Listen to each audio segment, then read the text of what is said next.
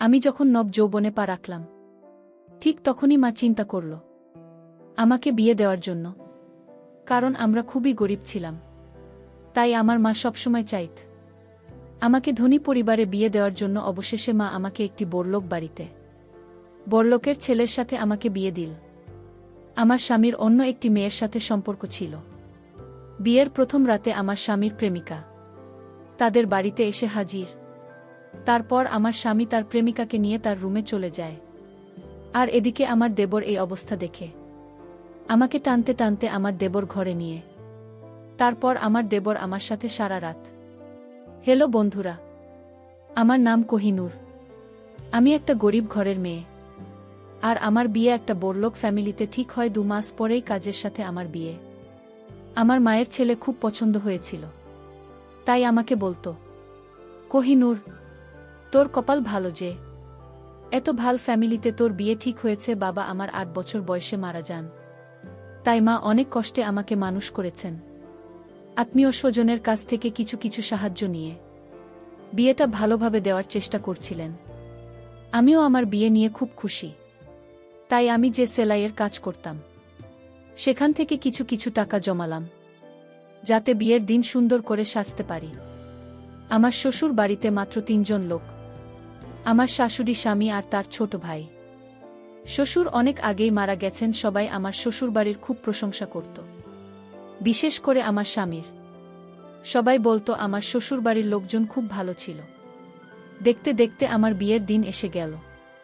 আমি পার্লার থেকে মেকআপ করিয়ে বিয়ের জন্য যে লস ঠিক করা ছিল সেখানে পৌঁছলাম। মেকআপ করার কারণে আমাকে খুব সুন্দর লাগছিল।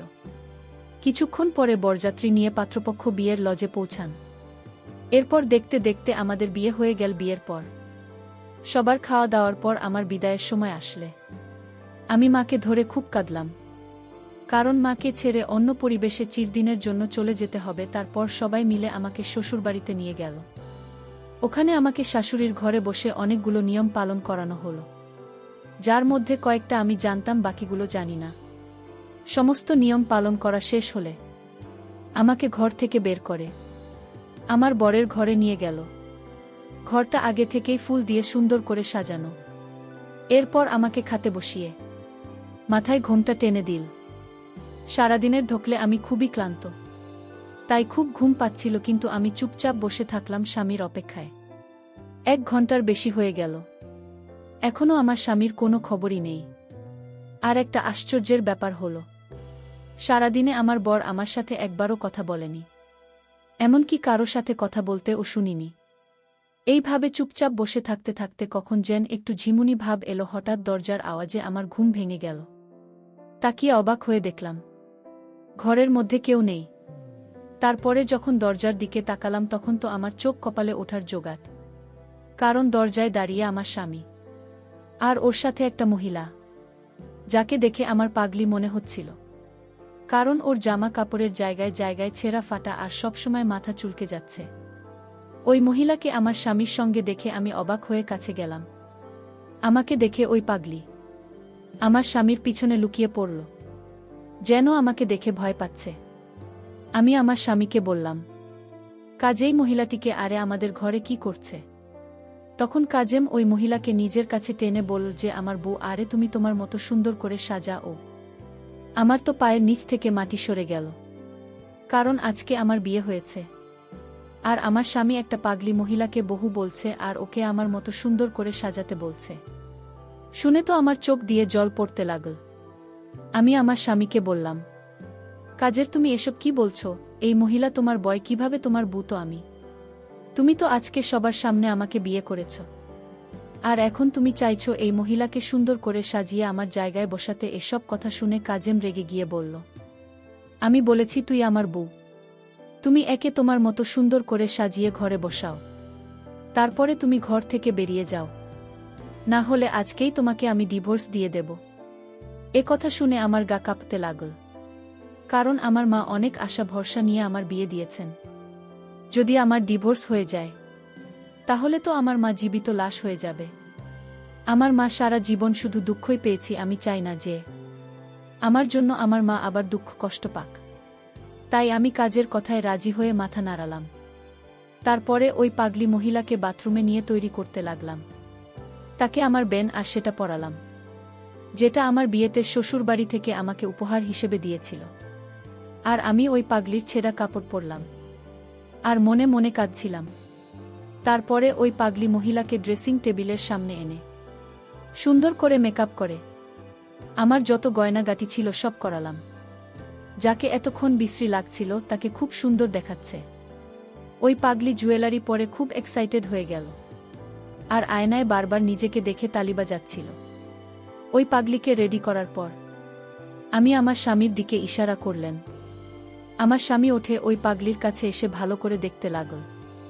তারপরে আমাকে ঘর থেকে বেরিয়ে যাওয়ার ইশারা করল।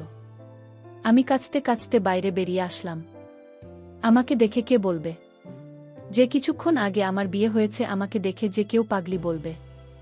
এই বাড়িতে নতুন, তাই বুঝতে পারছিলাম না এত রাতে কোথায় যাব। কোনো উপায় না পেয়ে দরজার সামনে বসে পড়লাম, কারণ অন্য কোনো ঘরে যদি আমি যেতাম তাহলে আমাকে সবাই বলতো বিয়ের প্রথম রাতে বর এক ঘর থেকে বের করে দিয়েছে। তাই নিজের অসম্মানের আর ডিভোর্সের ভয়ে আমি চুপচাপ আমার স্বামীর দরজার সামনে বসে রইলাম। দুঃখে আমার ঘুম আসছিল না, তাই চুপচাপ বসে রইলাম।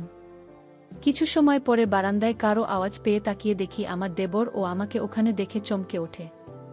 তারপরে আমার ধরে টানতে টানতে নিয়ে গেল। মুখ ঢাকা ছিল বলে ও হয়তো আমাকে চিনতে পারেনি, আর আমিও কিছু বলতে পারছি না, কারণ এতে আমারই অসম্মান হবে। কারণ আমি সেই মেয়ে যাকে বিয়ের প্রথম রাতেই তার স্বামী ঘরের বাইরে বের করে দিয়েছে। ও হয়তো আমাকে ওই পাগলি ভেবেছিল, তাই টানতে টানতে আমাকে স্টোর রুমে নিয়ে একটা দড়ি দিয়ে বেঁধে ফেলে। তারপর আমি অবাক হয়ে দেখলাম যে সে আমার জন্য বাসি রুটি তরকারি আর কিছু ওষুধ নিয়ে আসলো, যেটা হয়তো এই পাগলের জন্য। কিন্তু আমি ওষুধ কিছুতেই খেতে পারবো না, কারণ আমি তো পাগলি না।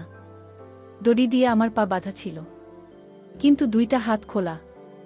ও আমাকে ওই বাসি রুটি খেতে বলল। আমি তাড়াতাড়ি মাথা ঝুঁকিয়ে না বললাম যে মাথা ঝোঁকালাম, তখনই আমার মুখ থেকে কাপড় পড়ে গেল। আর আমার দেবর আমাকে দেখে চমকে উঠল। ও বিশ্বাসই করতে পারছেন না যে এটা আমি। তারপরেও আমাকে বলল, তুমি এই অবস্থায় কেন? আমি কাঁদতে কাঁদতে ওকে সব কথা খুলে বললাম। ও আমার কথা শুনে মাথায় হাত দিয়ে বসে পড়ল। তারপর বলল, তোমার উচিত হয়নি দাদার কথা শুনে ওই পাগলিকে নিজের জায়গায় বসানো আর ঘর থেকে বেরোনো। এ কথা শুনে আমি বললাম যে তোমার দাদা আমাকে ডিভোর্স দেওয়ার আর এই বাড়ি থেকে বের করে দেওয়ার ভয় দেখাচ্ছিল। আর আমার ডিভোর্সের কথা শুনলে আমার মা জীবিত লাশে পরিণত হবে। তারপর আমার দেবর আমার পা থেকে দড়ি খুলে আমাকে ওর পিছন পিছন আসতে বলল। আমি ওর পিছন পিছন স্টোর রুম থেকে বেরিয়ে অন্য একটা ঘরে গেলাম, যেখানে আমার শাশুড়ি ঘুমিয়েছিল। আমার দেবর শাশুড়িকে ঘুম থেকে উঠে সমস্ত কথা বলল, যেটা শুনে আমার শাশুড়ির দীর্ঘ নিঃশ্বাস ফেল।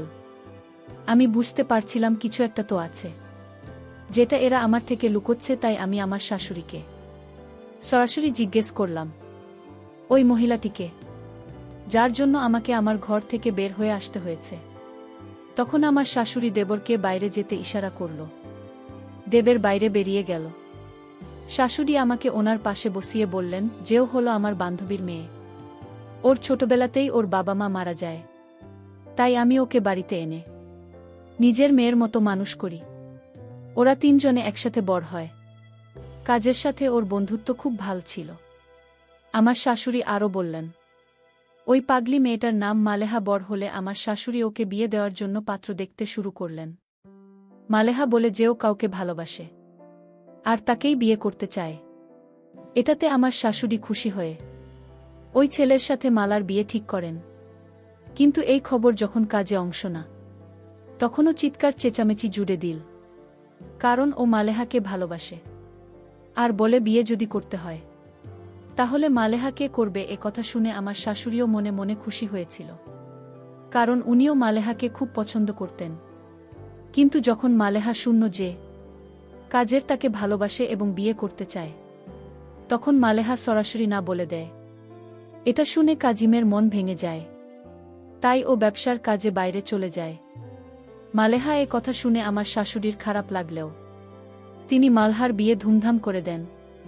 কাজে এতটাই দুঃখ পেয়েছিল যে ও মালহার বিয়েতেও আসেনি। মালেহা বিয়ের মাত্র 2 মাস পরে ফিরে আসে, কারণ ওখানে থেকেও কেমন পাগল হয়ে যাচ্ছিল। আর ওর স্বামী ওর সমস্ত গয়নাগাটি টাকা পয়সা নিয়ে পালিয়ে যায়। তারপরে আর তাকে খুঁজে পাওয়া যায়নি। পরে খোঁজখবর নিয়ে জানা যায় মালিহার সঙ্গে ছেলেটির অনলাইনে পরিচয়। তার মানে ছেলেটি একটা ধোঁকাবাজ, যে টাকা পয়সার লোভ ধোঁকা দিয়ে বিয়ে করেছিল। মালেহা তখন সন্তান সম্ভবা। এ কথা শুনে দুঃখে মালেহা পাগলের মতো আচরণ করতে শুরু করে। তারপরে যখন ওর বাচ্চা নষ্ট হয়ে যায়, তখন মালেহা পুরোপুরি পাগল হয়ে যায়। এই খবর যখন কাজের শুনে, ও তাড়াতাড়ি বাড়ি ফিরে মালহার খেয়াল রাখতে শুরু করে। ও মালেহাকে ভালো ডাক্তার দেখায়, কিন্তু ডাক্তার বলেছিল হয়তো মালেহা পুরোপুরি ঠিক হবে না, একটাই মাত্র সম্ভাবনা আছে। ওর সাথে যা যা হয়েছে তাই যদি আবার রিপিট করা হয়, তাহলে হয়তো ঠিক হতে পারে। এ কথা শুনে কাজেম ওকে বিয়ে করার জন্য ব্যস্ত হয়ে পড়ে। তখন আমার শাশুড়ি ওকে নিজের দীপ্তি দিয়ে কোনো রকমে আটকে রাখে। এইভাবে 1 বছর কেটে গেল, কিন্তু মালহার কোনো উন্নতি দেখা গেল না। তাই আমার শাশুড়ি কাজিমকে বোঝাতে লাগল, মালেহা যখন 1 বছরও ঠিক হয়নি, তাহলে কি এমন গ্যারান্টি আছে যে বিয়ের পরে ঠিক হয়ে যাবে? মালেহা খুব বেশি পাগলামি করত, আর ওর ধারে কাছে কেউ ঘেঁষতে পারত না। আর কয়েকবার তো কামড়ানোর চেষ্টা করছে, আর সুযোগ পেলেই বাড়ি থেকে পালিয়ে যেত। তাই আমরা ওকে দড়ি দিয়ে বেঁধে রাখতে বাধ্য হই। কাজের এত চেষ্টা 1 বছর পরেও মালেহা যখন ঠিক হলো না, তখন বাড়ির সবাই কাজিমকে বুঝিয়ে শুনিয়ে বিয়ে দিল। কারণ সবাই ভেবেছিল যে কাজের বিয়ে করলে হয়তো ওর মন থেকে মালহার প্রভাব কমে যাবে। আমার শাশুড়ি সবসময় চাইত কাজেম জান বিয়ে করে সুখী হতে পারে, কিন্তু কাজেম যে মালেহাকে পুরনো জীবনের কথা মনে করানোর জন্য মালেহাকে নিজের বাসর ঘরে নিয়ে গেছে, এটা তারা কেউ জানত না শাশুড়ির মুখ থেকে। এই সমস্ত কথা শুনে আমার কারেন্টের শক খাওয়ার মতো অবস্থা হলো। কারণ আমাকে এমন একটা ছেলের সঙ্গে বিয়ে দেওয়া হয়েছে যে আগে থেকেই অন্য কাউকে ভালোবাসে। হয়তো আমরা গরিব, তাই আমাদের সাথে এসব করা যায়, কারণ ওরা জানে আমরা কিছুই করতে পারবো না। এইসব ভেবে ভিতরে ভিতরে কান্নায় আমার বুক ফেটে যাচ্ছিল। তখন আমার শাশুড়ি আমাকে নিয়ে আমার স্বামীর ঘরের দরজার সামনে এসে দরজা খুলে দেখতে পেলাম যে মালেহা নতুন শাড়ি গহনা পরে মেঝেতে শুয়ে আছে, আর কাজের খাটের উপর বসে বসে কান্না করছে। কাজেম ওর মাকে দেখেই আমার কাছে এসে মাকে ধরে কাঁদতে লাগল। কান্না থামলে আমার শাশুড়ি কাজিমকে বোঝাতে লাগল যে কাজে আমার সাথে কি অন্যায় করেছে। এরপর কাজেম আমার দিকে মাথা নিচু করে দাঁড়িয়ে আমার কাছে ক্ষমা চাই। এরপর আমার শাশুড়ি ঘুমন্ত মানহাকে ঘুম থেকে উঠিয়ে বুঝিয়ে শুনিয়ে নিজের সঙ্গে নিয়ে গেলেন। উনারা যাওয়ার পরে কাজেম আমার কাছে আবার ক্ষমা চেয়ে আমাকে কারণ বোঝাতে লাগল, যেটা আমি আগে আমার শাশুড়ির কাছ থেকে শুনেছি। আমি বুঝতে পারলাম যে কাজেই বিয়ে করতে চাইত না, যাতে ও মালেহা দেখাশোনা করে ঠিক করতে পারে এবং ওকে বিয়ে করতে পারি। কিন্তু বাড়ির সবাই জোর করে ওকে আমার সাথে বিয়ে দিয়ে দেয়। রমেন নিজের দুঃখ আমার সাথে শেয়ার করতে শুরু করলে আমি ওকে বললাম, আমি সবসময় তোমার পাশে আছি। আমার নিজের উপর বিশ্বাস ছিল যে আমি ওর মনে আমার জন্য জায়গা করে নিতে পারবো। আর এই সব কথা না আমি আমার মাকে না অন্য কাউকে বলতে পারবো। আমি ওই বাড়িতে মালিহার সাথে নিজের বোনের মতো ব্যবহার করতে শুরু করি। ওর খাওয়া দাওয়া দেখাশোনা করতে থাকি।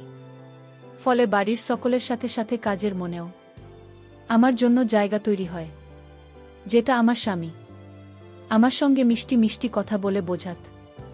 কিন্তু মালহার অবস্থার কোনো উন্নতি হয়নি। ওষুধ চেঞ্জ করেও দেখা হয়েছে, কিন্তু কোনো ফল পাওয়া যায়নি। কিন্তু তবুও কাজেম চাইতো মালেহা যেন ভালো হয়ে যায়। তাই আমি দিনরাত পরিশ্রম করতাম, ওকে নিয়ে ডাক্তারের কাছে চেক আপ করাতে যেতাম। কিন্তু মালহার অবস্থার কোনো উন্নতি হয়নি।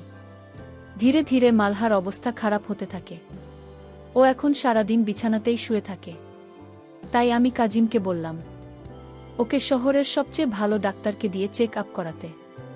যখন আমরা সেই ডাক্তারের কাছে নিয়ে গিয়ে চেক আপ করাতাম, ডাক্তারের কথা শুনে আমরা তো সবাই হতাশ হয়ে গেলাম। কারণ ডাক্তার বলল মালেহা শরীরে ধীরে ধীরে ক্যান্সার ছড়িয়ে পড়েছে। ওর জীবন আর মাত্র কয়েকদিনের। কিন্তু আমরা হাল না ছেড়ে ওর ক্যান্সারের চিকিৎসা করাতে লাগলাম। কিন্তু এত চিকিৎসা করেও কোনো ফল পাওয়া গেল না। আমার বিয়ের 6 মাসের মাথায় মালেহা সবাইকে দুঃখ দিয়ে এই পৃথিবী ছেড়ে চলে গেল। ওই ছেলেটার উপর আমার খুব রাগ হতো, যার কারণে মালেহা এই অবস্থা। ওই ছেলে পৃথিবীর যেখানেই থাকুক না কেন, জীবনে কখনো সুখী হতে পারবে না। ওই ছেলেটি যদি লোভের কারণে মালহার জীবন নিয়ে ছিনিমিনি না খেলে, তাহলে মালেহা এখন ছেলে মেয়ে নিয়ে সুখে শান্তিতে ঘর সংসার করত। কিন্তু আমরা যেটা ভাবি সেটা সব সময় হয় না, কারণ বিধাতা যার কপালে যা লিখে দিয়েছেন তাই হয়। মালেহার সাথেও তাই হয়েছিল, যা বিধাতা ওর কপালে লিখে রেখেছিল, যার দুঃখ আমাদের সারা জীবনেও শেষ হবে না। এখন মালেহা নেই, তাই কাজের জীবনে শুধুমাত্র আমি ছিলাম। ধীরে ধীরে কাজের মন থেকে মালহার প্রভাব কমে গেল। একদিন কাজে মামাকে বলল, কোহিনূর আজকে তোমাকে অনেক সুন্দর লাগছে। কোহিনূর আজকে তোমার মধ্যে আমি আমার মালেহাকে দেখতে পাইতেছি। কোহিনূর আজকে আমি তোমার সাথে আমার প্রথম কাজ শুরু করব। আমি তোমাকে নিজে হাতে সাজিয়ে দেব। কাজলের মুখ থেকে এমন কথা শুনে আমার মনটা ভরে গেল। আমি খুব ভালো করে সেদিন সাজুগুজু হয়ে একেবারে বাসঘরের মতো বসে রইলাম। জীবনে এই প্রথম আমার স্বামীর সোহাগ আমি পাপ ভাবতেই মনটা ভরে গেল। তারপর সেই রাতে আমার স্বামী কাজে আমার রুমে এল। তাকে দেখে অনেক রোমান্টিক মনে হলো। সে আমার রুমে ঢুকে আমাকে দেখেই সে অপলক দৃষ্টিতে তাকিয়ে রইল।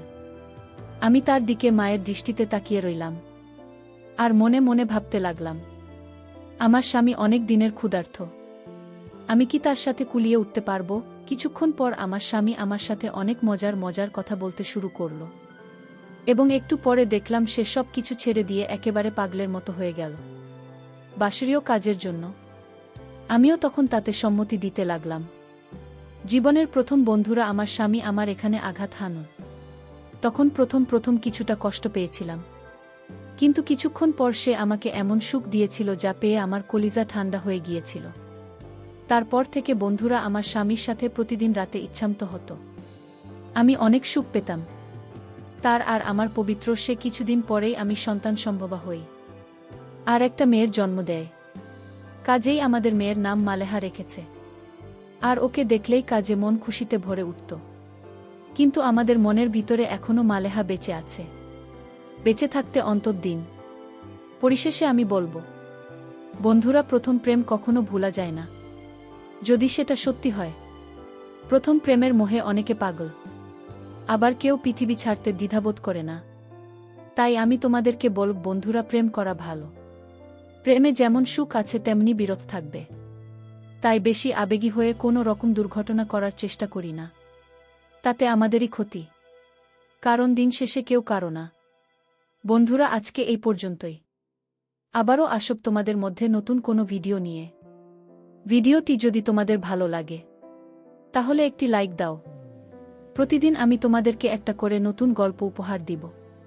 তাই তোমাদেরকে অনুরোধ করে বলছি, তোমরা যদি এরকম ধরনের ইন্টারেস্টিং গল্প পেতে চাও তাহলে দয়া করে আমার চ্যানেলটি সাবস্ক্রাইব করো। পরিশেষে তোমাদের সকলের সুস্বাস্থ্য কামনা করি। ভিডিওটি দেখার জন্য তোমাদের সকলকে অসংখ্য ধন্যবাদ।